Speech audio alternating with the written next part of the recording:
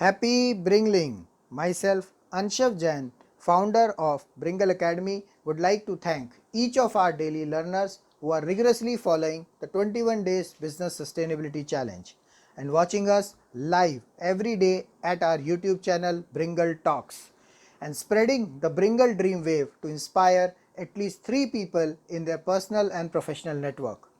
Here are the pearls of wisdom from the last live session on customer delight. Shashank Pradhan from India mentions that the definition of customer changes with the business scenario. One must be truthful and be honest. Attain win-win scenario with the value delivered to the customer. Dr. Ruby Bakshi from Switzerland emphasized on the importance of emotional intelligence in achieving customer delight. Create better engagement with fun-oriented activities like role plays and case studies. One must focus on creating a wow element for the customers. Himanshu Motial from Singapore shares the model for customer delight has to be cut across the cultures and business domains. There are few factors which has to be taken care. Deliver on expectations consistently, develop trust based on responsiveness and results, involve customers in developing transparent solutions, deeply collaborate with 3 circles: compete, cooperate and collaboration. I would like to request all entrepreneurs, businesses and startups to upload their pitch deck at www.bringleacademy.com/course/business sustainability and get a chance to participate in the 1 week long live pitching in front of our cross-border investors. Keep bringing, keep growing. Good morning, good afternoon, good evening. Happy Bringling. We at Bringle team, along with Women Lines, Stalworks and Poonam Foundation, would like to welcome all the participants at Bringle Blended Meters platform and to the people who are watching it live on our YouTube channel, Bringle Talks. Today's topic of our cross-border 21 days business sustainability challenge is customer delight. Once again, I would like to invite startups and businesses from all across the globe to participate in the 1 week live pitching event to our global investors. So please use this opportunity the best and upload your business presentations, pitch decks at www.bringleacademy.com/course/business sustainability. And there is a Google form link there. Please upload your business presentations there. We would be selecting 10 businesses with whom we will work, with our investors will work, and we will help them to become a unicorn and help them achieve their $1 billion dream. So with this, I would only say keep bringing, keep growing, and would request Charu to introduce our today's speaker and start this wonderful pulse of wisdom and start sharing it with the world. Thank you so much, Ansha. Very good evening, good afternoon, and good morning to whole community there. So today's topic is customer delight. The single most important thing to make people happy, if you are making people happy as a side effect, they will be happy to open up their wallets and pay you, said by Derek Silver's founder CD Baby. Myself, Charu Mehrotra, founder of online magazine womenlines.com, which is listed in top 40 women's online magazine to follow in 2020. It's a pleasure to welcome speakers for today.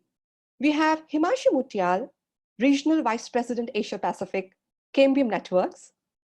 Over 25 years of large business development in IT and telecom sectors. Prior to Cambium Networks, he worked in leadership roles at Microsoft, Lucent, and HP. Versatile sales lead and coach, experience in building large businesses, ecosystem, and diverse sales team across Asia. Welcome, Himanshu, to the show. We have Dr. Ruby Bakshi Kurdi, multi-award winner, TEDx inspirational speaker, HR trainer, Goodwill ambassador, emotional intelligence keynote speaker. She was nominated Most Inspirational Female Entrepreneur by Swiss Entrepreneur magazine. She received a WEW Honorary Award 2019 in London. As a human resource management professor, she is a role model and mentor to various international students from business and hospitality management colleges. Welcome, Dr. Ruby, to the show. We have Shashank Pradhan, founder ICEX PRO, business networking enthusiast, deal maker, mentor, cybersecurity He is having expertise in nanosensing. He's a scale-up advisory and in global alliances. Welcome, Shashank, to the show. So my first question goes to Shashank. You have been supporting startups and business houses in getting the customers from across geographies. Can you share your own experience with customers while managing such deals or alliances? Please share your opinion. Yeah. So quickly, I'll take a minute more. Apart from ICX Pro, basically ICX Pro stands for Independent Consultant Exchange originally. This is actually a group which I created about 10 years ago, was running informally. But before that, I have close to about 30 plus years of experience in IT services segment. I have had a little bit of opportunity to work in US for about 3 years, Germany for a couple of years, and so on and so forth.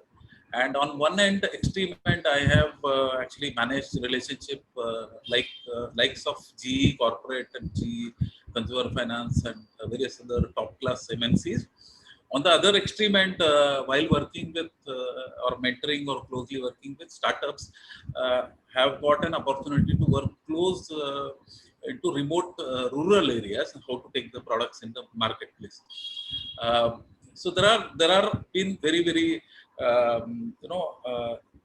been a lucky person to be able to actually operate in two very or three very or multiple very diverse areas. Having talked to 150,000 independent consultants, having worked with 2,500 startups, what I've actually realized, and again, various cultures, when it comes to customer, most of the times we have a very different view of what a customer is.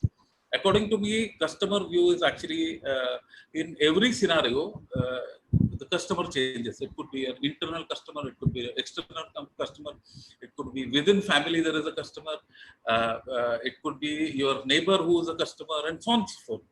So, to me, actually, looking at a customer as a person, when you put yourself into his shoes and then start operating, the things start changing. Okay, so when I started getting into international market, I really got very diverse experiences, especially working with GE Corporate as a customer, as to being truthful, being honest, being transparent. Putting yourself in their shoes actually makes a whole lot of difference when it comes to customer relationship. I think instead of going into example at this stage, I'll try and recollect some examples at a later stage. But I thought I'll just give you these 2 cents about customer relationship. I felt is actually required when you are operating in the day-to-day real life scenario. Okay. Does that answer your question? Does that not answer your question? Definitely a part of it. And we'd love to know more. How can we add element of customer delight? See, we are talking about the happiness for the customers. So we want to know those innovative ways in present times we can use those tips for our organizations and setups and ventures. So how innovatively we can make our customers happy, because happiness is something which is required in present times. See, actually, to me, customer delight experience begins too very early, even before you start engaging. One starts really understanding the customer, putting their mind, head, studying the customer, not only customer's customer. You are required to actually take a look at customer and his customers. So that is one. Step 2 is actually you start engaging with the customer, and that's the point where typically, if you have seen the especially large deal scenarios or mega engagement scenarios, you need to do huge amount of before work before you start engaging with the customer. That's second. Third part is actually one shouldn't actually approach a customer unless and until you are convinced as to there is a win-win scenario or there is a value there. Otherwise, just go meet a customer, say hello, have coffee, and get out. Okay, unless you have seen that there is going to be a definitive benefit to the end customer, you should never engage. You engage, you have a relationship, you talk to him, but start engaging only the day onwards when you are fully convinced that there is a value delivered to the customer. That's second. Okay. Great. Having done that, then to me, in the market, what I've seen is we don't even understand customer many times. We are trying to push the product or solution or our agenda down his throat. And third is you do not actually understand his priorities, his scenario, his situation. And that is where actually the delight part actually starts going away. Now, this is from the engagement perspective. And I remember early days, there used to be a training video of Siemens, wherein in the induction time, they would say that, how did I lose the customer? You lose customer when customer walks into your company premises where the premises is not clean. When he actually looks at the floor and your guy who cleans the floor, is he keeping it clean or no? That is where you lost another 10% of the customer. When he gets into a lift, what is the entire experience in the lift? He goes up. During that particular process, you lose another 10% of the customer. Then you hit the reception, you have lost another 10% of the customer, or you have gained, either way. And by the time he hits the boardroom, you have probably lost the customer 80%, or you have won the customer 80%.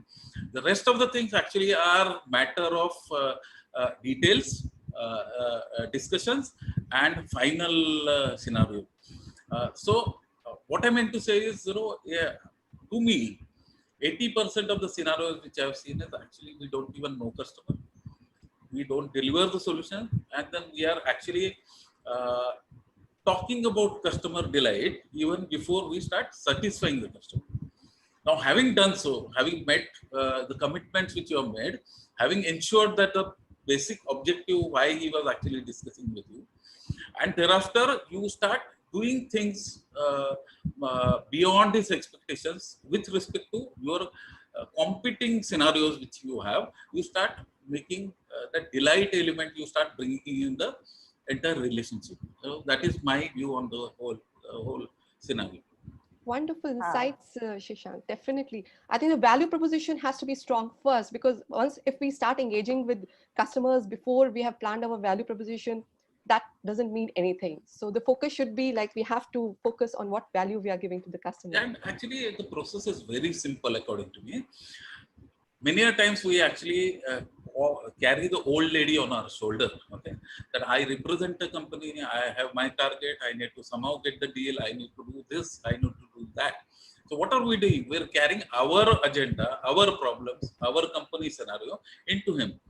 Okay, so instead, if one really spends time in, it's I think very simple. Actually, you put yourself in his shoes and think from his point of view. Is this scenario, this guy is sitting in front of me, is he trustworthy? Is he actually genuinely interested in my well-being, my solution well-being, and so on and so forth? You actually start making not just the delight, it is actually the entire journey is very delightful and pleasure, and that's the relationship actually matters. Is my view. It's not a delight, is not a two chocolates which are given into him, in a particular transaction, and then he is delighted. That's not the way it happens. It's a journey. That's one. Second is during Patni days, I had created a presentation. It's most of the times what happens is it starts right from the top management to the entire ecosystem of the company to actually enable and empower their ambassador in the customer scenario. Okay. So there are various touch points, if you will. One of the touch point, if you really look at, which is during the sales process. Second touch point with the customer is actually during the delivery process. And third touch point is post-sales scenario. Now, all these touch points, there are multiple stakeholders. It is not one guy who is actually touching the customer. All these touch points, whether they are really making the customer feel that he is important to me, and delivering even requisite delivery scenarios are delivered to him, or there is an attempt to deliver that scenario. And of course there are many problem situations. If there were not, all of us wouldn't have got paid the fat salaries or fat compensation at all. So we are actually people who are there, our positions are there to handle those problem scenarios and making the journey pleasurable to the customer. So I think there are very small delight elements which one can bring. I'll give you one of the example. There was one of the leading bank wherein actually I was there for the on the Christmas day or some such day. And then there are, typically the professionals who are not wanting to deal with people. They're saying, I don't want to take anything and all that. So I just went down, bought about 20 chocolates, which were not more than 10 rupees, and handed over, pushed it, gave it to everyone, and told them that there is nothing wrong in actually taking the chocolates. So there are, you be you when you want to, when you are with the customer, and just make it simple. What you would like somebody else doing to you in the customer scenario, you do it onto the customer. That's it. That's my view. Fantastic sharing, Shashank. Again, Rashri, we have the human connection here also. So that has to be established every stage of customer relationship. So it was a wonderful share. Thank you so much for sharing. Pleasure is mine. So my next question goes to Dr. Ruby. You are a professor for the HR and luxury organizational behavior. Can you throw some light on it? And when we speak customer, the internal customer, two are our important customers. How to create delight in that area? Please share your opinion. Okay. Hello, everyone. It's really a delight to be amongst all of you and listening to your wonderful views. Yes, as a professor, we do have sometimes, I would say, hesitations or sometimes challenges to deal with certain kind of students, because it's true, even though we are dealing with students on a multicultural background level, it's very diverse, but we need to pay attention on the cultural aspect, because giving lessons here in Switzerland, we don't have to just think from Swiss or European point of view. We have to be a bit sensitive to our students who are like our customers, if you look at it. In private institutions or public institutions, these students, they are the customers. So if they are happy, if they are getting what they have come for, traveling all the way from their respective countries, then of course it makes the work easier, because they will become our marketing channels. They are going to do word of mouth publicity. They are happy, they will talk to other channels, and these days it's very easy. You can go via Medium, you can go via your different platforms like Instagram. For the youngsters, they use this platform more. So if they are happy, they take pictures in the classrooms or outside the classrooms at places. We are discussing case studies, or we are discussing this other fun day at school. But if they're not happy, we come to know because the participation goes down. The engagement is not there, because the millennials today, they very easily shift. They can't focus for long duration on one particular task. For them, multitasking is very easy. Whereas if we compare in, 15 years ago, people were more focused. If you are in the classroom, you are just in the classroom doing your task. So whatever was given, you're paying more attention to that. So as an educationist have seen, it is very important to engage your students. And if as an academician or as an educationist, your students are there with you 100%, they are paying attention to what you're doing, what you're discussing with them, that means they're happy. The delight is there, the satisfaction is there, and that you can see by the way they engage in the discussion, what you are doing. As compared to something which is very lecture oriented, like if you're just talking, 45 minutes, you're talking nonstop. It's normal. Even we will fall asleep. Even we will not be able to pay attention because it's kind of boring.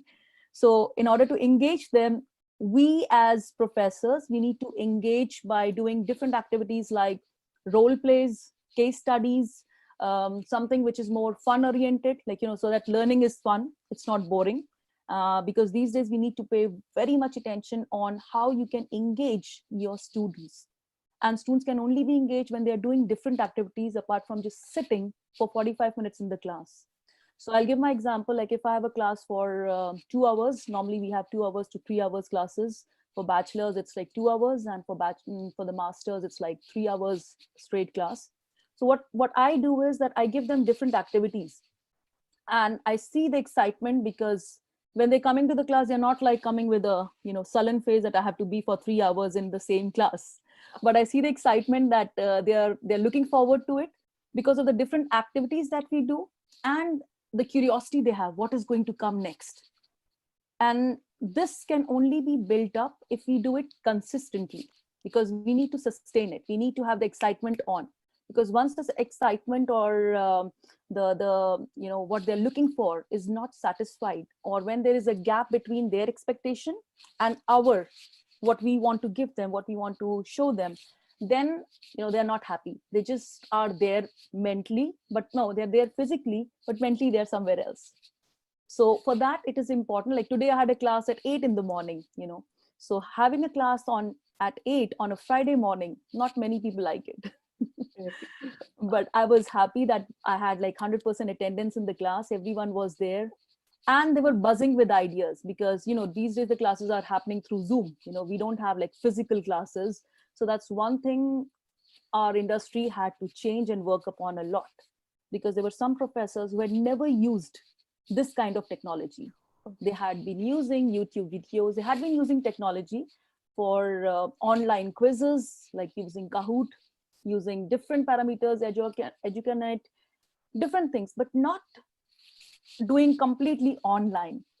So it was a challenge, because when you're in front, you can make people go out, they're tired, make them exercise, but which is not really possible when you are sitting in front of your computer and telling them, guys, how you feeling? You can just say that for 1 minute, 2 minutes, but then you need to give results. You have to be giving them something that they are with you for coming 45 minutes, take a 10 minutes break, and again 45 minutes.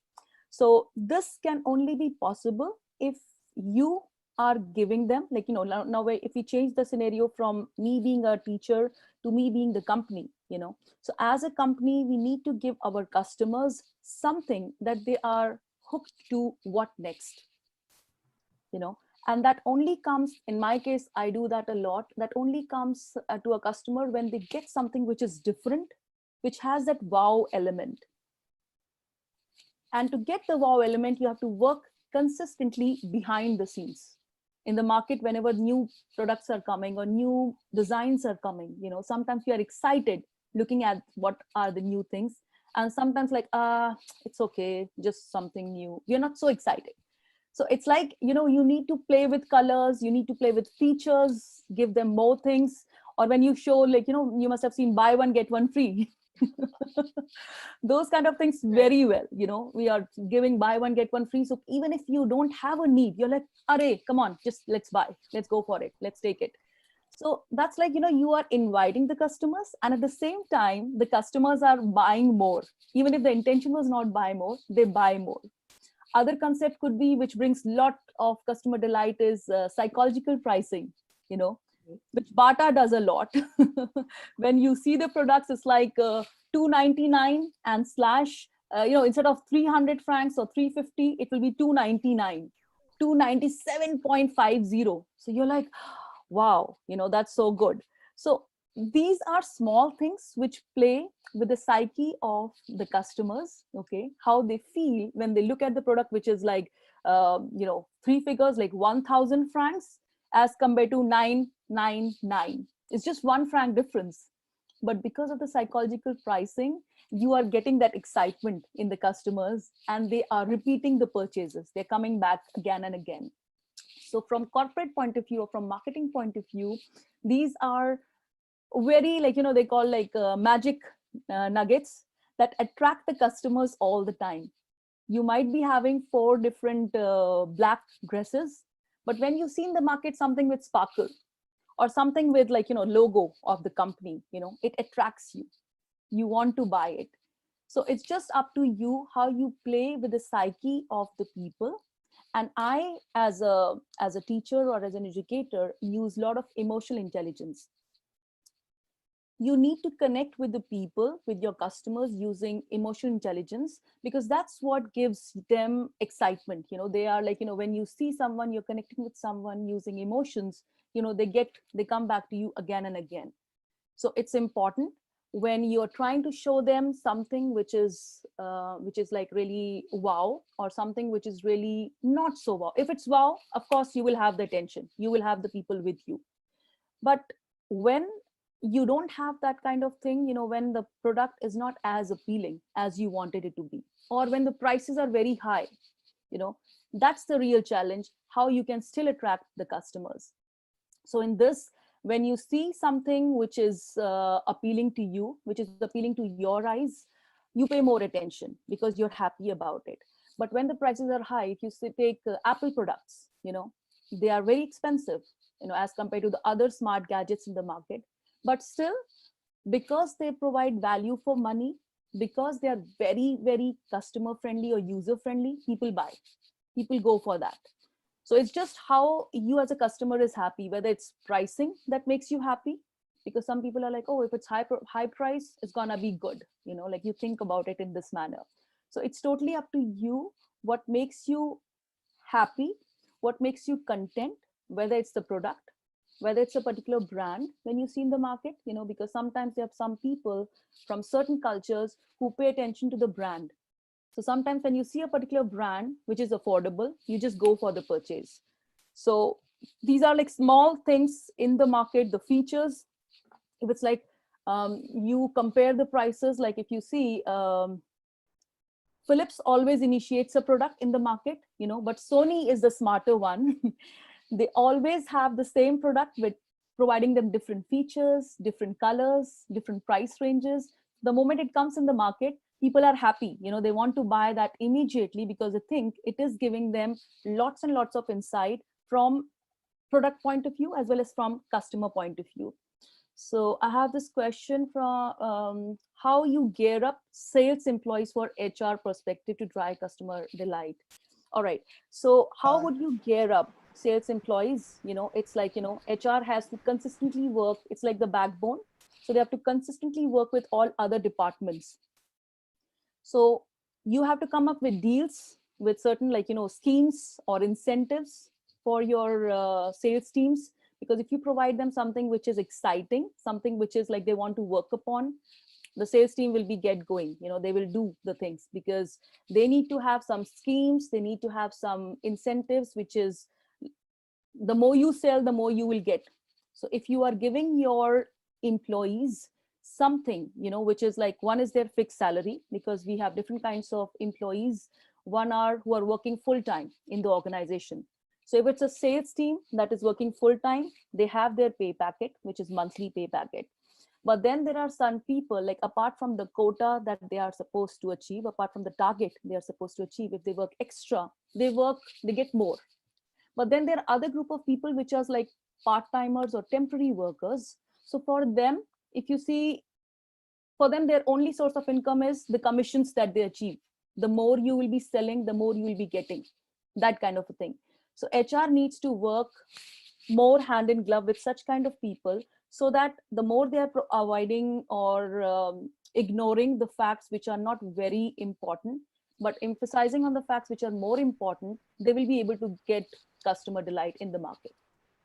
I think I answered your question, Rajeshri. Yeah, You're maybe right. it depends on your experience that you have and your expert in, the emotional intelligence and, a lot of things you have learned. Maybe the behavioral qualities that needs to be developed in employees, be it your marketing force, sales force, or within the organization. Maybe you can just touch upon that a little bit. Maybe 3-4 liners on that. It's like, I think training in today's world is most important, because as an organization, you have to consistently update the skills of your people. So if you are giving them training, they will automatically know how to deal with customers. Because what happens is, if you don't train your personnel properly, they may lag in certain things. So if you need to sell, like this is what we do at our school, in the hospitality school, what we do is like, we prepare the scenario. You know, we give, it's like simulations. We create as if it's a beach. We have different themes. So if it's a beach, what are the employees supposed to do? If you are a waitress, like, you know, you have the banquets, so they are playing the role of, one is a manager, one is playing the waiter, one is playing the kitchen team. So they divide, you know, the students play different roles, they divide, and they are the ones to act those things. So this we do with polishing. This starts from term 1, and from term 1 we keep on polishing those skills, that what they are expected to do when they are in actual work conditions. We can just create these simulations at school, but in real life situations they need to work on it, so that by seeing customers, the way people are behaving, their facial expressions, or those kind of things, or how the person is saying, we give them training in terms of body language, in terms of understanding the scenario of how people are feeling just by getting those things, or what are the expectations from different people once they are in that actual situation. So we also give them, like, this is no more your, it's just a simulation. It is not a real situation. But if you're faced in a real situation, what would you do? So we do give these kind of things at school to prepare them mentally as well as psychologically to deal with it. Great. So, Ruby, I think that's a very important point, because customer delight is one very important factor which cannot be taught just like, in a dynamic scenario. So you have to have those simulations ready, probably give them those scenarios much beforehand while they actually face the live situation. So these things are very, very important. And I think if we can kind of bring in those aspects during those simulations, that there could be irritated customers, there could be, some customers who would be coming and shouting. And I think this kind of trainings are very well done in the hospitality industry, as well as I've seen that in BPO industry as well, especially in the call center and other places, because they are probably dealing with a lot of international customers, and most of them are already very irritated. There are a lot of issues with them. So I think that's a very important point in terms of the training, and probably creating that simulation or a gamification aspect around that, so that they can face the real situations much more with ease. So it is more about preparing their psyche on that. So very true, very true. I use gamification as a tool to teach HR. And this is the, I will be very happy to share that this is also my thesis topic. I'm working on this. I think I will, this is a very important topic, and it requires a large discussion. We at our core team also, we are trying to figure out that this topic in terms of blended learning, gamification, this itself is a very different topic altogether. And, we were just thinking around how to bring that topic in a much more holistic manner. So I think I'll definitely connect with you offline on that to, see how we can take that up separately. Great. That would be very good. Great. So thanks, Ruby, for the same. And Charu, do you want, you can probably now, introduce the next. Yeah, it was quite insightful, Ruby. Thank you so much for such wonderful share. Thank you. So my next question goes to Himanshu Mutyal. You have been handling sales team across Asia Pacific. What is your experience as a regional leader to create customer delight? Even if we say Asia Pacific, it becomes big territory with customer expectations. Can you share your opinion, Himanshu? So good evening to all of you, and good morning to Dr. Ruby in Switzerland. I want to first thank Bringle Academy and Women Lines for this very interesting, different initiative. I enjoyed listening to the previous two speakers, Mr. Pradhan and Dr. Ruby. I learned much sitting here. Thank you. Look, I've had about 25, 27, you sort of stop counting after a while. Years of experience in business development, managing large customers, and also managing on the other spectrum, lots of little customers, meaning they may be large organizations, but buying little transactions, but a lot of little is also a lot. And that needs a different channel strategy. And in that, you begin to treat your channel partners as your customers. So the question you asked me about, what creates customer delight, and looking across different countries culturally, I think there are some common denominators that appeal to all customers, because ultimately it is all emotional. Sales is emotional, and so is customer delight. And I think there are certain common emotions that cut across cultures. Now, if you permit me, actually, I put together about 4 slides, and I could run through them in about 4 minutes, 4 to 5 minutes. Sure. Will that be good? Okay. Share. Okay, So share screen. I'm sharing my screen, and tell me when you can see it. Can you all see it? Yep. Can see. All right, great. So look, my distillation of about 27 years of working is, I think it comes down to 4 things, and I will do a quick dive into each of those 4. So the first is, deliver on expectations consistently. And I know a lot of people say it's about exceeding expectations. The reality is, each time you deliver on expectation, customers' expectations naturally go up anyway. And so you're always constantly raising the bar, whether you like it or not. The customer is raising the bar for you anyway. So just delivering on expectations consistently. Second is, I think a very important ingredient of delight is also trust. So trust and delight, I think there's a simple formula. It needs 2 R's, responsiveness and results. The third is involve customers in solving the problem. And then the fourth is involve customers deeply in coming up with innovative next ways of working. So those are the 4 things, and I just wanted to take a minute on each. So I have a slide on each of those. So can you see the next slide? Yeah. Okay. So look, earlier, Mr. Pradhan did say, put yourself in the customer's shoes, and he used the word truthfully. And I think that's a very important word there, because many times we walk in with a very preconceived notion of what the customer wants, what we want to sell. Often it's what we want to sell, which is in the cart, in our Apple cart, whatever we have, we want to push those products. And I think it starts from there, just truly understanding the need of this customer. And sometimes it means you could be eliminated. This may not be the right customer, you may not be the right vendor, you may not be the right partner. And I think that's good, actually, because when you eliminate it, it's a tough decision sometimes, but if you eliminate yourself early in the game, then it gives you the energy and time to go look after other customers who will be better suited, rather than pushing a square peg through a round hole.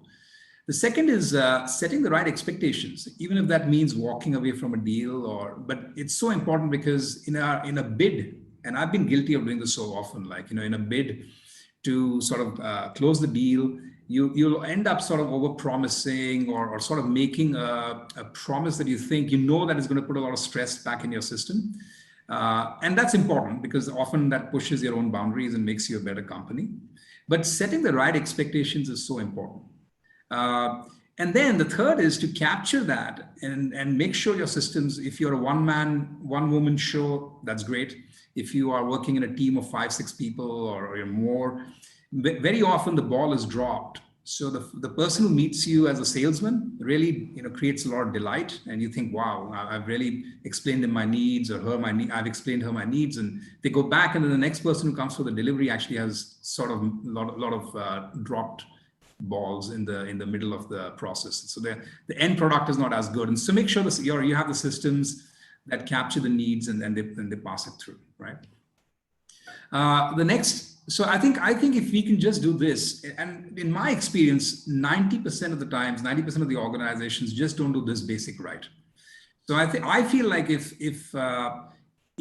we flipped it around and we were able to do this 90% of the times, you would have some really delighted customers, and you might have lesser customers, but you'll have more profitable and more happy customers. The second is, I think customers, whether it's a brand or whether it's you as a saleswoman or a salesperson or a businesswoman or a business person, the trust and delight of the customer comes when they see you delivering on 2 R's. R for responsiveness and R for results. So meaning that if there's a problem or a challenge, or even if it's a new opportunity, how responsive are you? Particularly when there are some challenges in the delivery of the promise. And then are you delivering through on that? So, in terms of the results. So I think if you keep doing that consistently, it sort of builds a trust and delight equation. The third piece is, I think, involving customers in solutions. And many times people have this tendency to shield customers from the problem. That could be with some promised feature, which you're not able to deliver, or it could be with a simple delivery of the product itself on a certain time, and some problem has happened. My experience has shown that when you're transparent about your problems, customers might get really mad at you. They might shout at you for a bit. But it actually interestingly brings about a very different level of trust and collaboration with the customer. That's a good time to then reset new expectations realistically. And then interestingly, I find that customers want to be involved in the solution. And sometimes they can come up with a solution. So just to give you an example, I'm in the field of wireless communications. And we had a very unusual problem 1 year ago when Japan launched a satellite, nothing to do with our products, nothing to do with anything we do. Japan launched a satellite and blocked another satellite that we were using. And our customers were really upset. And for 3-4 days, we had no idea what's going on, because it is a bizarre, like a 0.1% probability of something like that happening. But it happened and we had no idea. But by the third day, we were able to crack it. And it happened by involving the customer, and they were able to sort of triangulate some missing pieces of the jigsaw. So together we were able to solve the problem. And I find, interestingly, after solving the problem, instead of getting angry with us, they were delighted. So it actually they ordered more on us after that, because they just, I think they probably enjoyed the whole creativity of solving the problem. And the last is deeply collaborate. And I think this is an important thing which I learned pretty early in my sales career. There are 3 circles of operation with your customers and partners. The first is compete. In the compete stage, you're trying to get the best deal, and the customer's trying to get the best deal. So they're trying to beat your price down. You're trying to raise your price up. So your needs are in conflict, as the 2 arrows show. Then as you sort of get to know each other and build some trust and relation, you get into the cooperate stage. In that stage, your needs are kind of, you put aside your power, you don't beat each other, and you sort of do a bit of give and take. Hey, I'll give you a bit of this relaxation, you give me this in turn, right? Now, many people mistakenly call this collaboration. Oh, I have a wonderful collaborative relation with my customer. But actually, when you ask them, what are you doing to collaborate? And they say, oh, I give him 5% discount and he gives me something, right? So those are good examples of cooperation, not collaboration. So collaboration to me is when both organizations come together and they align their powers and their creativity or whatever resources to together create something which individually they cannot do. And I think that creates 1 + 1 = 3. And I think that's where the deepest collaboration happens. And when that happens, incredible customer delight happens. So those are the formulas that I have learned and distilled in my 5-7 years of working. And that there is the summary of what I've learned. So thanks. And I'm open to any questions or suggestions. Yeah, I have a question, Himanshu. This is Rajeshri.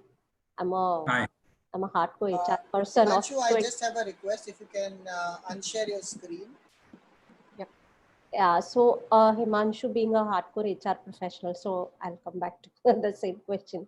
How you build the value chain that you just spoke across all your employees and teams across APAC region, the consistency in delivery and interaction and response, because what you said, it can be, because you said emotions are involved. Okay, if we are talking about that side, it's this side also. But you have to create that, some platform where your people are, in a neutral stage, and from there they are able to bring the consistency across. How you do that? Yeah, so good question.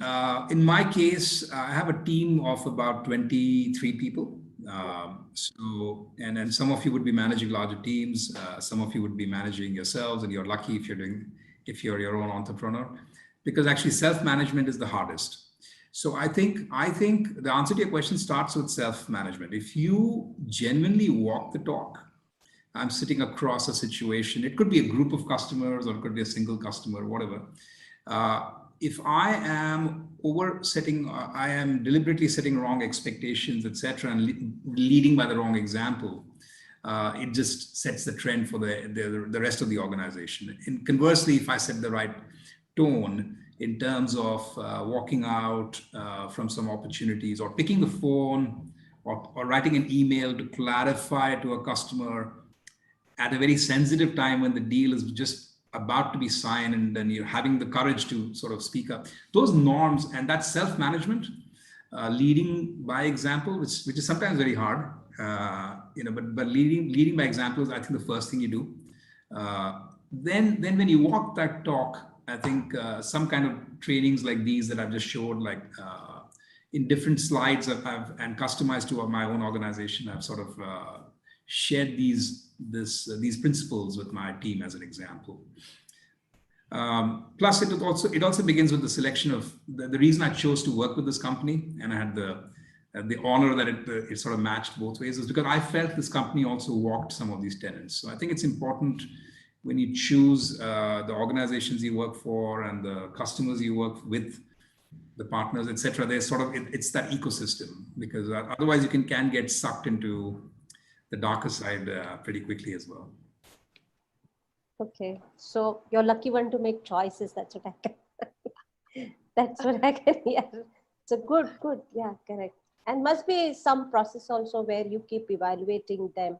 So you keep raising their benchmark, because the better you perform, you said customer is raising your benchmark. True. You have to keep raising your team's benchmark and yours also. True, that's correct. You're right. And you're right. A lot of it is reinventing yourself and your team. And the ones who are performing, sort of, giving them the right recognition and rewards. And when you start doing that, people also realize what kind of right behavior is rewarded. Himanshu, I have a question. I think I was just checking your LinkedIn account, and I see that there is a quite bit of a focus in terms of meeting the customers at different times, and how they're facing the network issues.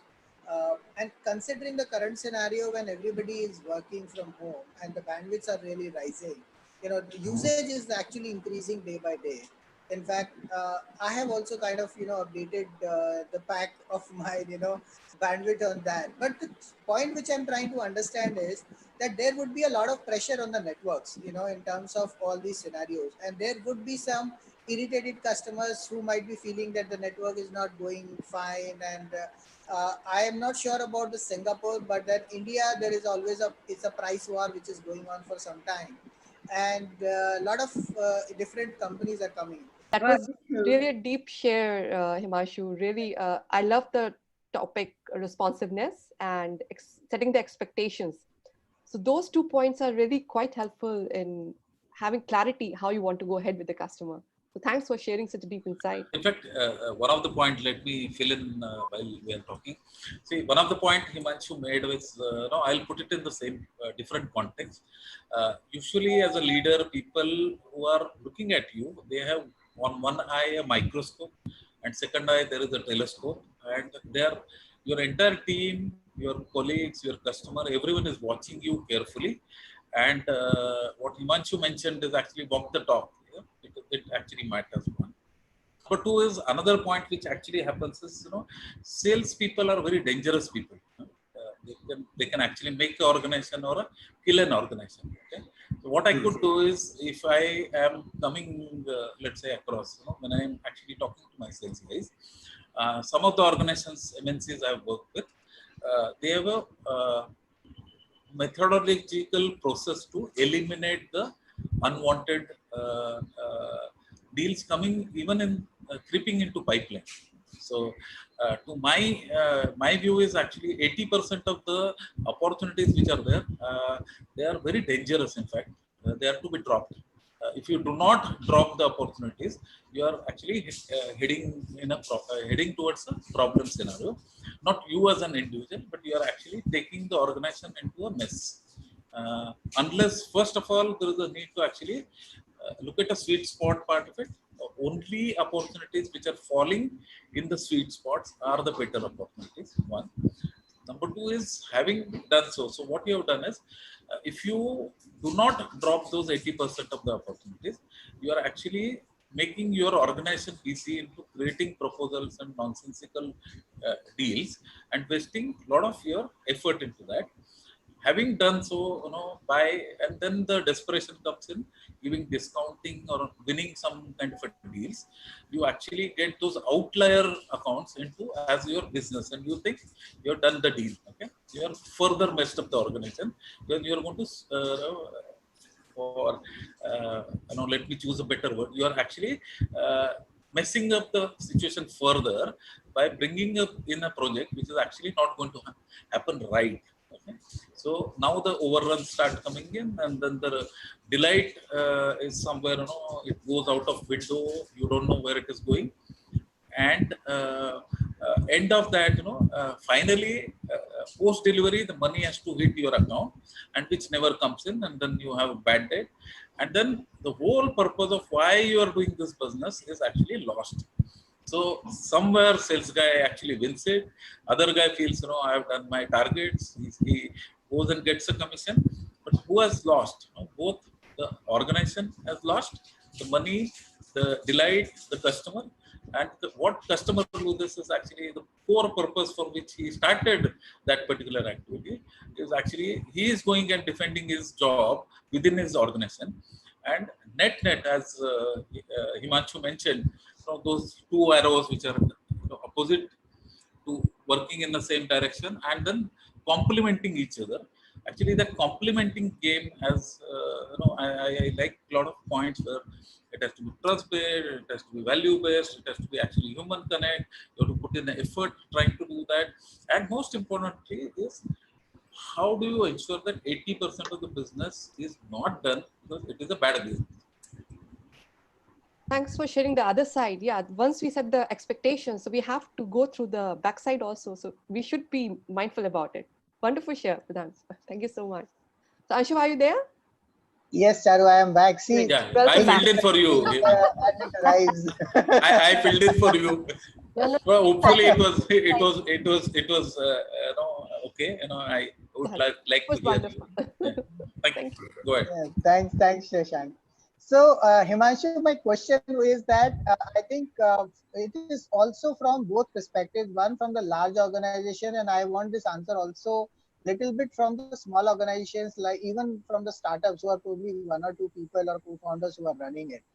Now, there could be a sudden demand. Like suddenly we have seen Zoom being used quite much, and things are happening. The networks are being used, and how do we build up those capacities? How do we take care of those, kind of negative publicities in these tough times when we are depending on them? So, as a large organization, how do you handle such situations? Because at this point in time, customer delight is going to impact a lot. And when it comes to the startups, already they are probably not having funds and they want to scale up, and they probably don't have options to really reach out to such kind of number of people even if there is a demand. So how can we handle that? Right. So actually in my particular case, unfortunately, or whichever way you look at it, I mean, fortunately, it has actually created more demand for our products. Because we find ourselves in a position where we can serve more customers and communities, because we give my business is to give high-speed internet. And so, for example, today about 500 hotspots are being created by us in the Singapore foreign workers dormitory. And they will give high-speed internet to about thousands of employees. But if I was on the other end of the spectrum, and if, for example, my supply chain was hurt, one thing I'm finding is that people are, if you're truthful about Corona being the, as an example, or a pandemic like this, an extraordinary situation, people are generally understanding, as long as you're not misusing, this as an excuse. So, for example, one of our particular customers we had a delivery delay because one particular component was coming like 3 months later. So once we explained them, they were reluctantly, they embraced the truth, and they actually appreciated the fact that we were reasonably transparent. I don't know if that exactly answers your question, but So Himanshu, see, I understand. So my question is actually more on the situation for especially situations like you. Now that you have answered it probably because that is the half part of it, that how you have handled it. But there are a lot of startups, like including Bringle for that matter.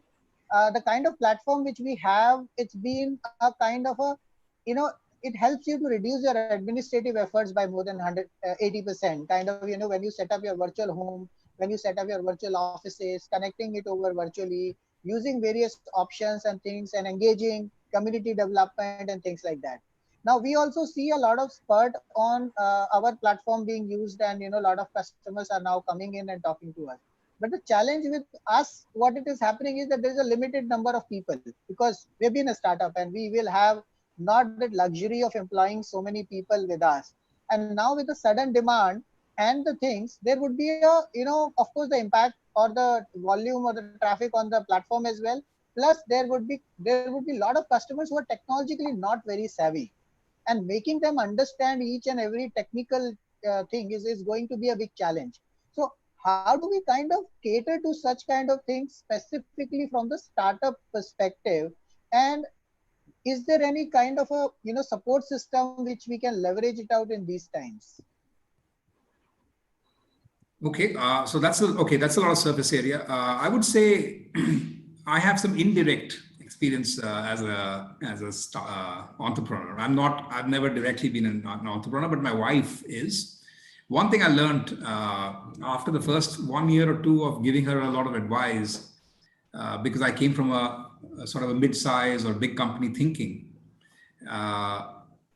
I realized I was actually getting in the way of her making her successful, because she, when she took control fully in terms of let me keep my costs right, and then she started reorienting her business plan around it and started doing only those things that she could see being managed within earnings and cash flow. As opposed to earlier, my suggestion was, hey, go market a lot, go build a lot of platform, spend thousands of dollars on building a nicer website, etc. She pulled back on all of that after 1 year of my encouragement. And then I took a backseat, and I found actually that first, my biggest learning of for entrepreneurs is, I think, manage your earnings and cash flow. And it interestingly gives a lot of new creativity to your business model. And I think you're already onto that by leveraging online platforms. Many of them are either free or paid for at reasonably affordable. Plus, I think your timing to move to an online platform is very good, because the world is going through this big mindset change of, hey, actually, I can work a lot more from home.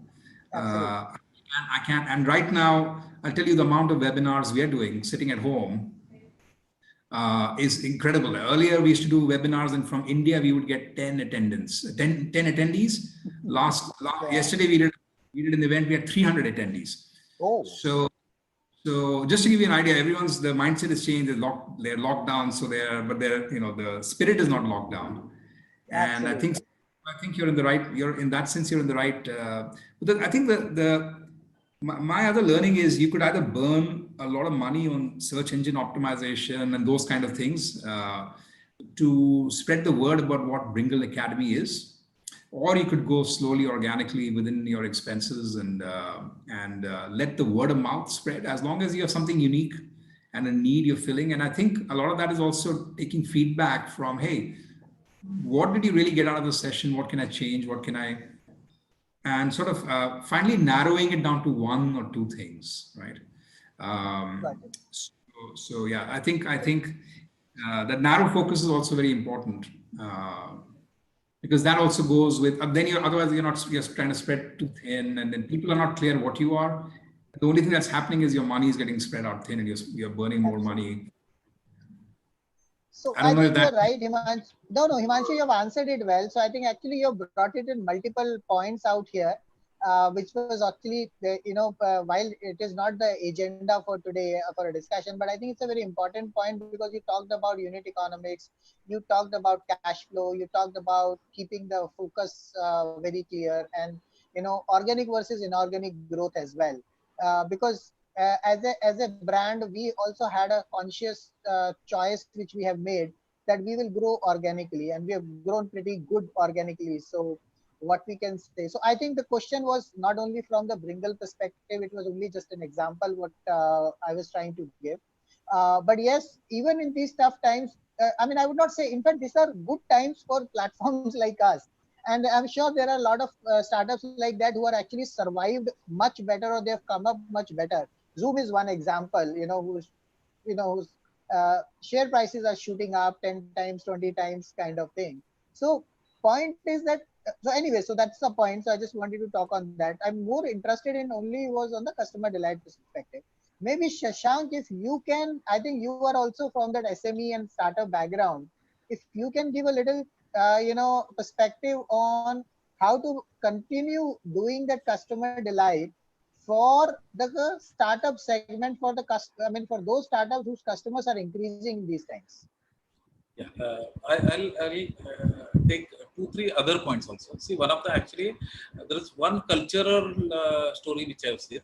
Typically, American segment plans a lot and then executes. Maybe I have a lot of GE experience wherein they do a detailed planning, discuss like democracy, execute like military kind of a story. European, especially French company I've worked with, they do 60-70% planning and then get going into the thing. That's the way even they fight their wars culturally. We Indian actually get into a war and then decide what to do. So we actually are on the fly creative guys. So we want to do something, get into a mess, and then we are at our creative best when we are in problem, and then we fight back and do that. So that is one. Lot of startups which I have. Yeah, sorry. Go ahead. Sometimes you also get into the wrong fight and then realize, oh wait, this was not this.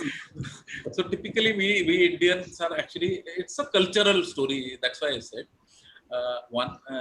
Maybe it is also coming from a different perspective. We are 1.3 billion population. If we kick out one customer, we will get 20. If we throw 20, we will get 20,000.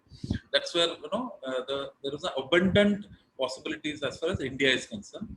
Whereas if you start going, Europe and America segment, the population density being so low, there are the CRMs, planning and all other things are actually very, very different there. And definitely the kind of money or spend which happens in North America region, that's about 60%, 14% Europe, 4-5% Asia Pac, and sub 1% is India generally. That's the way it is talked about. So there are reasons which happens now. As far as startups are concerned, I have actually interacted with not less than 2,500 startups in the last 10 years. What I see is actually people are either come straight from the education institute, or they come straight away from the top positions in corporate. And as again Himanshu, you mentioned, we start thinking from the perspective of the large organization which is behind us, and we do not consider the limited resources which are going to be available. So typically for the startups, there are, from the customer delight perspective. In fact, I go a step back and tell a lot of startups that whatever you want to do, you do a lot of planning, and try to get first anchor customer.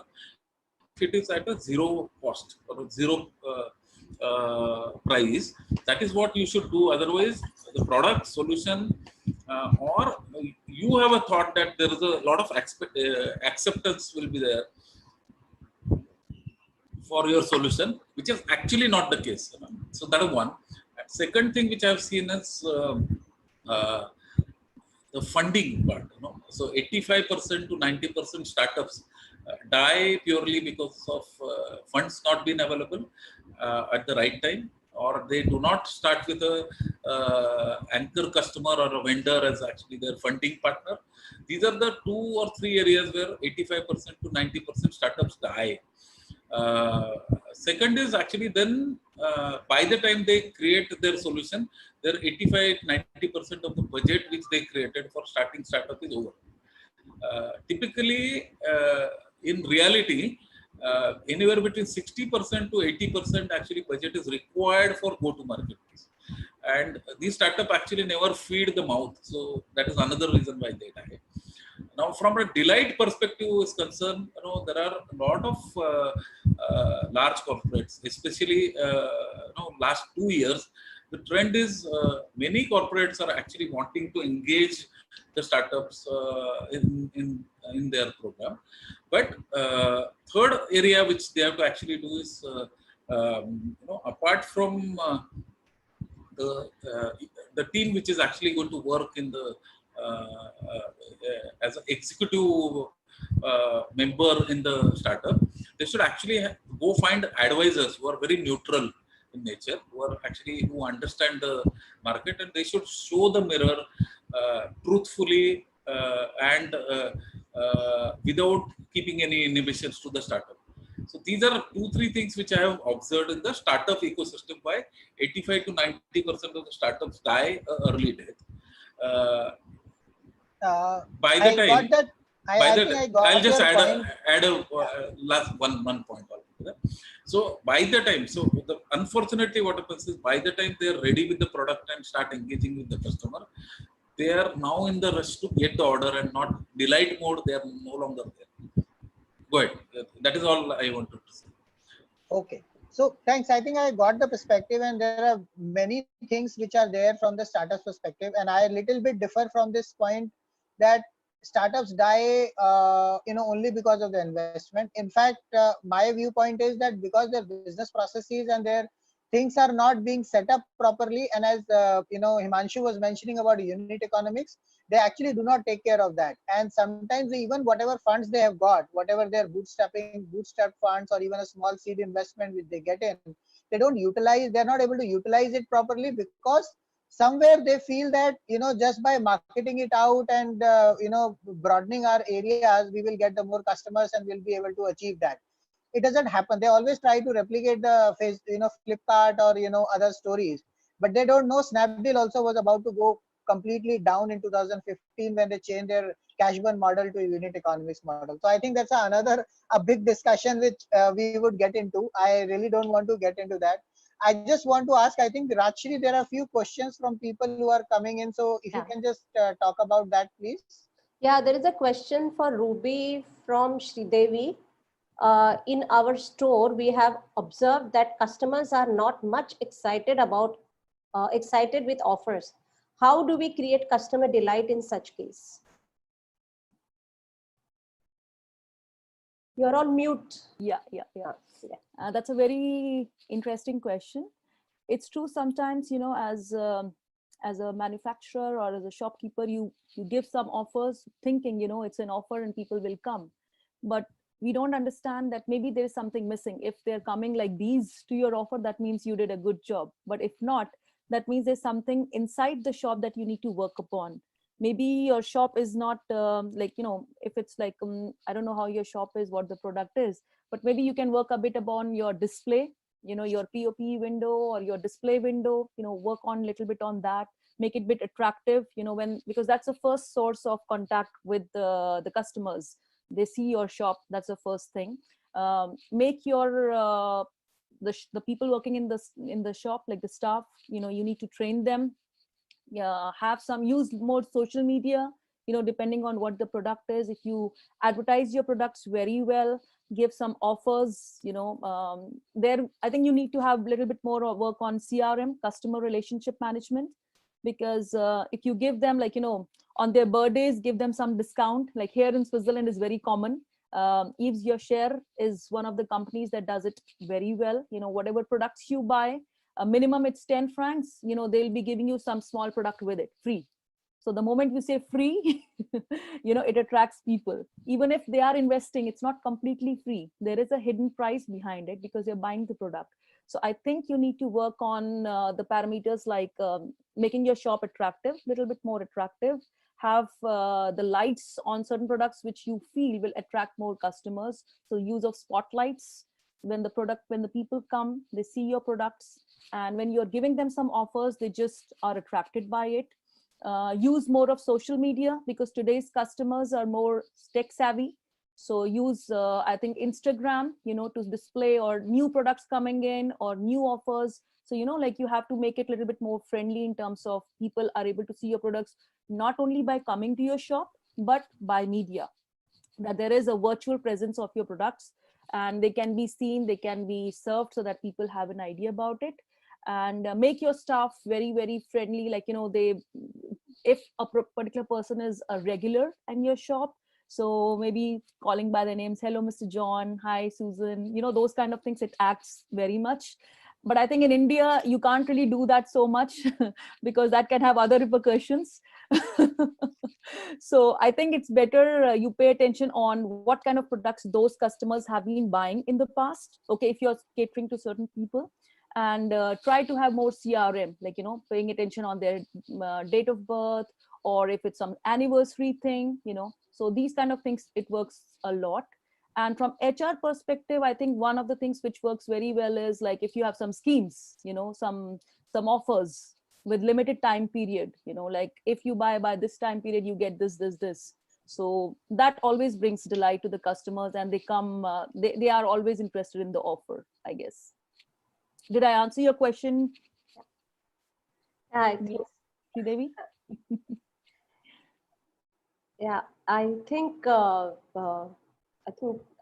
remember when I was in Lausanne and for Switzerland, on a one rack I had seen the sale was going on, and on one rack, one end the actual price and another end was the 20% price of the, so different permutation combination. Thanks. Exactly. And psychological pricing, believe me, it always works, because when you're talking about the offers in some of the shops which are very expensive here, like the branded shops, they're very expensive. So normally when you show these, 50%, 10% or different colors that you're using, color schemes or psychological pricing, it always attracts customers. So normally you wouldn't want to go inside, but as a student or as a tourist, when you see those offers or discounts, you just go inside and at least try buying the product. Could I just add a line to what Ruby said? It's a very important thing you said about psychology of pricing. I think we should all look at both. Is the product priced too high, and even is the product price too low? Yeah. Sometimes when you price the product too low, people get this perception, mustn't be good on quality or something, right? So I find when your product is priced maybe at the list price, and then you give a sudden offer or a special offer, then people feel like I got a deal. So I got something like valued at a high value, but I got a deal on it. So I think that also creates a sense of delight. So that could be another way to see if you can bundle something else in like some free installation or some kind of a personal care. So you keep the price high, but the customer feels like he got something special. Yeah, that helps a lot, especially because you as a customer feels valued. You feel whatever you are buying, it's a good price, it's value pricing. And sometimes you don't hesitate paying high, and that's why I said that psychological pricing plays a very important role for certain customers, because they feel whatever product or whatever money I'm putting in, there is some value attached to it, and they don't hesitate sometimes paying a high price for it. It helps. It always helps. Okay. Ruby, actually, ours is a party store. Okay, so basically we sell all the party decoration items. And what we have observed is customers, when they come to our store, even if there are certain things, like say, if I've done a package for a particular theme, they wouldn't get attracted to that. Rather, they would spend a little extra and buy the product in blue. Okay, so what I was trying to, contemplate is that what is it that extra what I can do so that I can increase my sales a little more. There are customers who come, they need what they want, and they will definitely buy whatever they require for that particular party. But how to build it up is we tried using discounts percentage discounts. We've tried doing you buy so much, we will give this much free. We've tried making combos, but somehow that is actually not attracting customers. So what else is what I'm trying to understand? What else we could do? I think you should use media and maybe have theme weeks or theme months, because if you go by the theme weeks or theme months, so whatever theme you have, you are displaying that in your particular area, like in particular shop, in particular corner, whatever you want to display as a theme. Like it could be birthday, it could be sandy, it could be beach, desert, whatever, I don't know, whatever is a theme. So if you have these theme weeks, you are displaying that. Take a lot of pictures and display it, and try to involve your customers who are your regular customers. When they are buying from yours, just tell them to take pictures and share with you on your platform, because if you are doing it, it may not have the same impact. But if other customers are doing, so they'll be like, wow, it looks so nice. And they can say, buying products from Sridevi, look, we bought this, and like just taking pictures. So it's just pictures from what they had. That brings more customers because they see how your products are, and others are, try to engage your customers using social media platforms. And these days, I think Instagram is doing that very well. So if you use more Instagram, or if you have your Facebook page, personal page, professional page, that will really help in accelerating the business, because these days people do watch those more rather, just buying the product. Just try that. Sure. Thank you. Here I have a suggestion. Mhm. Try a 3D model in the video as a theme of a party, and put it on the social media. It'll give you a feel of what can happen in the party. So try that. Yeah, thank you. That's actually a Thanks. nice suggestion. There is another question from Sridevi only for Himanshu. I'm an event manager. I sometimes face situations where knowing the expectations of a customer is difficult. Sometimes customer doesn't understand that their particular requirement might not be right. How do I handle such situation?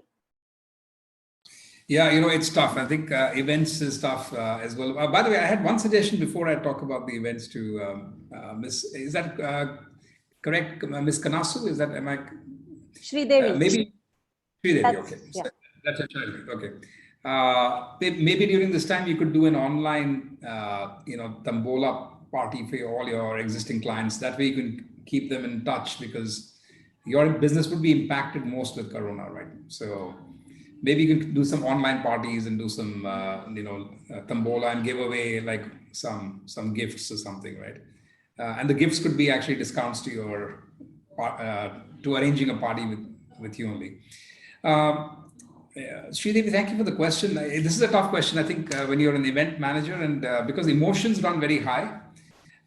First, I would say one very important thing, whenever I've been involved in some of the events, or as somebody who has worked with event managers, it's super important to understand who is the customer. Let me explain what I mean. So when you're talking to a party, let's take a wedding party, okay? You're talking to the party, there is one person who's actually going to decide for everyone. And sometimes you may be talking to somebody else, like you could be talking to the bride's sister, and like, and she's putting on all the requirements, and then actually the bride is going to come and change it all, or vice versa. So it's very important to really and you'll have to script it yourself to find who is the one person who's actually going to define what is the success of the party, right? Try to get all the stakeholders in. So it could be the mother, it could be the father, it could be the uncle, somebody who's influential. You have to discover who is actually driving, because many times I've seen, people are building, I've seen this happen in my own events as well. Like somebody from my team has gone and given some specifications, and I have come And then I've started overriding some of those specifications. And then I realized, wait, I should be holding myself back. So I can feel sorry for such event managers who did not find out whose input should be taken. And I think that's very important. I think that's where the biggest issue starts from, when you don't involve the 2, 3, or 4 stakeholders. The best thing to do is get them all. You'll find that they're also having conflicting views. No, I think we should do it like this. No, I think we should do it like that. Sunday, Monday. No, it should be Wednesday. So sometimes it's important they also thrash out their own, specs and requirement. And I think you can foster that by bringing them together in one room. So that's very important, to actually find out who all are involved in deciding the success, and what is the definition of success, and then try to document it. So I think those would be some suggestions, but I mean, I'd love to hear suggestions from. So, Himanshu, I would like to really thank you for the wonderful feedback you have given it to Sridevi. And I think you started with that, and I think it's really making sense. So recently, Sridevi, I think I've also seen some people doing a face mask kind of party. They're having a virtual booze parties and all that, sitting at home, everybody is having some drinks with them, and they're trying to enjoy having dance and all, and it's going around. So I think it's a very wonderful idea, which Himanshu has given. And Sridevi, I would like to support you on that with our platform. We can try to make it more global community, because in fact we were also thinking that how to bring more happiness. The whole purpose of this kind of a series is that we focus at least every day to more towards positivity. And if we can, with your events thing and experience, if we can bring more happiness along with it, engage more and more families, I think it would be wonderful idea. I'm happy to leverage our platform for the same, so we can definitely talk offline on the same. Himanshu, I would use your idea on that, and would really want to want you as well to kind of participate and support us on that. I mean, whatever the time constraints or the time you have available. Wonderful idea, Himanshu. Thank you so much for that. Anshav, there is one more question. Actually, we are also going out of time. It's already 6:25. Yeah, I think So- what we can do is you just pick up the one very important point, was who's the new person, and we can then take close it. Lavanya, can I connect with you, Himanshu, or Shashank can give your question to them and you can directly interact with them? I will do that. So Rajshri, just save the chat window in your folder, I'm doing. and Yes. we can then reach out to them and get their answers. Yeah. We will also publish these answers on the various social media forums as well, so that others can also get benefited out of this. Yeah. So I'm done from with the answers, Himanshu, question Okay. answers. So that's only from Lavanya, which is pending. Rest Yeah, that everybody's is, answers. and that was rest specific to construction industry. So I thought I will patch her up with these two gentlemen so she can directly have perspective from them. Okay, Yeah. sure. So I think with this, I would want to thank everybody, especially the speakers who has took their time from their busy schedules, and spent almost 1.5 hours with us, probably more than that. Thanks Himanshu, thanks Dr. Ruby, and thanks Shashank as well. I think you've been a wonderful, it was a wonderful session. We have got a lot of insights and pulse of wisdom, and which we are going to consolidate that in one form or the other, and we'll try to share it across the globe for as many as people who can get benefited out of it. I would also request you, to please go in your networks and, share our Bringle Academies and our co-teams post and influence various people who are working out to share in your network, so that more and more people can get benefited. All these videos are getting live and are recorded on our YouTube channel, Bringle Talks, so they can watch it there, the earlier ones. And we would definitely recommend to join this directly the session as well, so that they can ask their questions directly from the speakers. If there is still anything which is pending, they can write an email to us at info@bringleacademy.com, or they can go directly comment it onto the community page, which is bringleacademy.com/course/business sustainability. There is a comment box out there. You can ask all your questions out there. We can keep interacting all the speakers and all. So it's an open forum which can be there. there is a private discussion forum also available within the community, which also can be leveraged for the same. So, but if it is out on the page, it is much visible to the entire world, and they can get benefited from it. So keep that active and use it wherever it is possible. So that's a small request from all the speakers for today. I would also want to thank our core team, Rajshri, Charu, Mani, who has been working like in and out day and night to make this daily challenge successful, and bringing so many great experts from various parts of the world. And thanks a lot, and you're doing a commendable work. I would also like to thank Simran, who has been working behind the scenes and supporting us, along with Sharmila. Sharmila is our CEO for Bringal and co-founder for Bringal. She's also managing Vardhan as managing director, which is the CSR wing of Bringal, and she works a lot much on disability. So thanks Simran, thanks Sharmila, to you as well. I would also like to thank Radio Masti 24/7 Singapore, who is actually airing daily pulse of wisdom in their show, and they are our partners from the radio.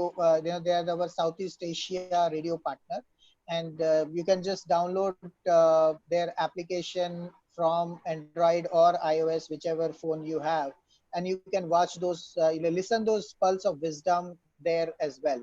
So that's another way by which you can reach out to us. And with this, I would only request Mani to please, share more pulse, whatever the pulse of wisdom he has captured for the today's session. Thank you again for all the listeners, speakers, core team, and viewers. Thank you, Anshaf. Thank you. Indeed, it was a great session to start with. There's a lot of pointers that were shared, and we could actually find the delight, I would say that, to start.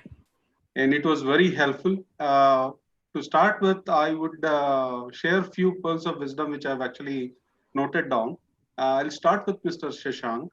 I really like the way he put the definition of a customer, which he says it changes with the business scenario.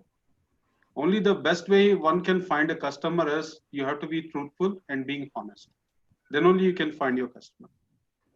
And then moving on, there are a lot of other pearls he has shared actually.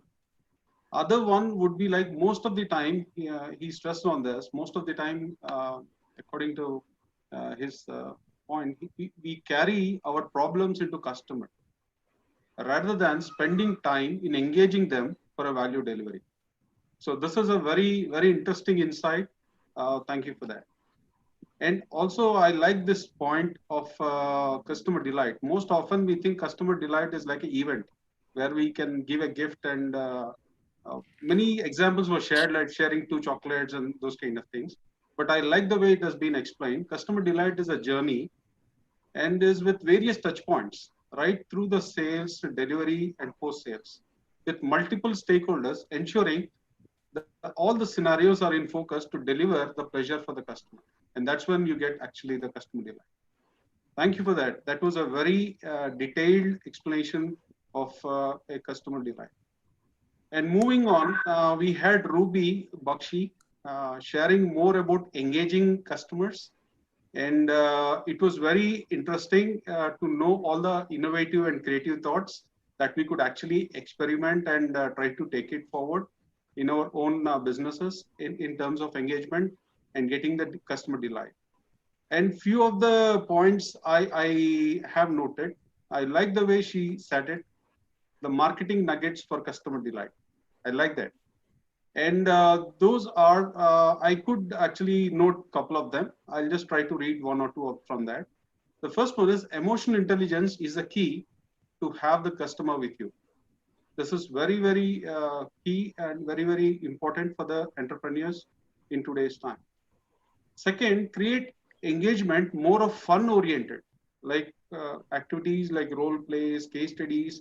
Make all your internal and external employees involved in a simulation that can give more learning than just giving some kind of lectures or some kind of engagement with them. And lastly, the one I liked was like the wow element is everything we do, and is very satisfying. And it comes with consistent work behind the scene and to make up the excitement. So this is very, very interesting. Founders and entrepreneurs can make a note of it, because all the time we are all putting our efforts is for this wow element. And we have to take this point very interesting. And moving on, we had Himanshu, who has shared very great model of how do you see customer delight with something called as common denominators. I loved all the common denominators.